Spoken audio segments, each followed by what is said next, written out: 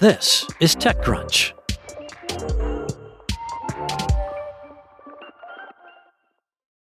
A new wave of social media apps provide hope in a doom-scrolling world. Zehra Naqvi recalls the magical days of the early social internet. You see, she grew up in the One Direction and Marvel fandoms in the early 2010s. This was back when people posted photos of lattes using the Valencia filter on Instagram, and Twitter was, well, still Twitter, a place where people came together to exchange jokes and cultural analysis. But now, Instagram is full of influencers, and Twitter is X, a digital town hall with a fierce political divide. The platforms that won were the ones that kept people scrolling the longest, not the ones that made them feel the most connected. Now there is an abundance of content, but a scarcity of joy, Naqvi told TechCrunch. But that's starting to change. Naqvi is part of the new wave of social media. Interest-first, niche online communities. This month, she announced the launch of her company, Lore, a site that helps fans keep up with their fandoms. Users increasingly want to spend less time on generalized sites like Facebook, Instagram, and Twitter, and instead join online communities tailored to their interests, she believes.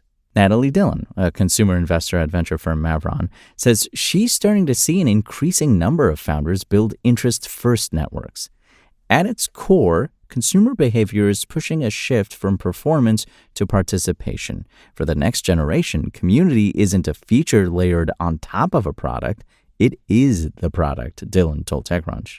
She offers examples like Belly, an app that lets users share their favorite restaurants with friends, or Fizz, which connects people going to the same college. Others include the astrology bonding app CoStar, or even Partiful, which lets people connect with friends to plan events.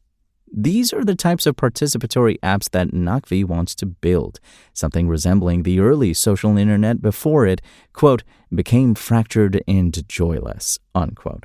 Niche spaces give people permission to be specific and to show up as their whole selves without being lost in the algorithm, she said. The previous generation of social media companies found success through more, she continued. More followers, more reach, more noise. But some founders and users are now coming to a different conclusion. Maybe there isn't one social media app that'll become the next big thing. There'll be several. Maybe that's the point. What we have learned is that depth matters more than breadth, Naqvi said. Of course, private groups like subreddits, Discord servers, and Facebook communities have always existed. On X, following many of the same accounts was also a way to enter a different online sphere. Think Tech Twitter or Black Twitter. But large sites' algorithms curate content for users by giving a person more of what they think they want to see. Content creators aren't innocent either, feeding and fueling trends, topics, and discussions, anything that could spark fame and keep steady eyeballs on their work. We hit a saturation point. Everyone is tired of doom scrolling and performative content, Naqvi said. In other words, the days of building large, generalized sites like Facebook are over, according to Claire Wardle, an associate professor at Cornell University who studies contemporary information ecosystems. Wardle said users have grown worried about how much time they're spending online, content moderation, hyper-political spaces, and the permanence of social media posts. Naturally, there are a few glaring exceptions. Beijing-based TikTok, which has seen massive growth in popularity in recent years, was briefly outlawed in the U.S. as the government worried over the scale of its potential influence. Even Facebook's Threads now has over 400 million active monthly users as of this month. But all of these have founding roots in what has already become the, quote, last generation, unquote, of social media. Wardle, in particular, called TikTok a broadcast-style site. For the rare few who love the spotlight, that works. Most people didn't sign up to be creators. We just wanted community, Maya Watson, founder of the recently shuttered social media website Why, said. She's now working on another app in stealth. Alfonso Terrell's social network Spill has found much success by focusing on community. Spill became a refuge for Black X users who fled in the wake of rising extremism. Terrell said Spill shifted its design from simply feeding users content to matching them with communities that might be of interest to them. For example, those who like watching the WNBA can join a group specifically for that.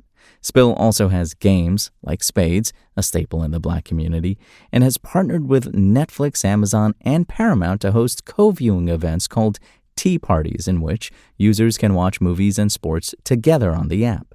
The next era of social media isn't about the biggest follower accounts. It's about depth, helping people find their people, Terrell told TechCrunch. Many Black users also fled to Black Sky, founded by Rudy Fraser. With Black Sky, he's building an open-source network on the same protocol and distribution network as Blue Sky. Blue Sky's user base is currently nearing 40 million, according to an online user tracker built with the Blue Sky API. Wardle called the social network a representative of how online communities are seeking out content more tailored to their political interests, given Blue Sky's left-wing bent. But Black Sky takes it one step further. It targets minorities and marginalized individuals and has an algorithm that can filter out racial harassment. Unlike X, where a user might block one racist person and then see another, users on Black Sky can completely filter out whatever they want from their timelines, providing a custom social media experience. Sometimes you need a global stage. Sometimes you just want a cozy corner with close internet friends where you can control who sees what, Fraser told TechCrunch.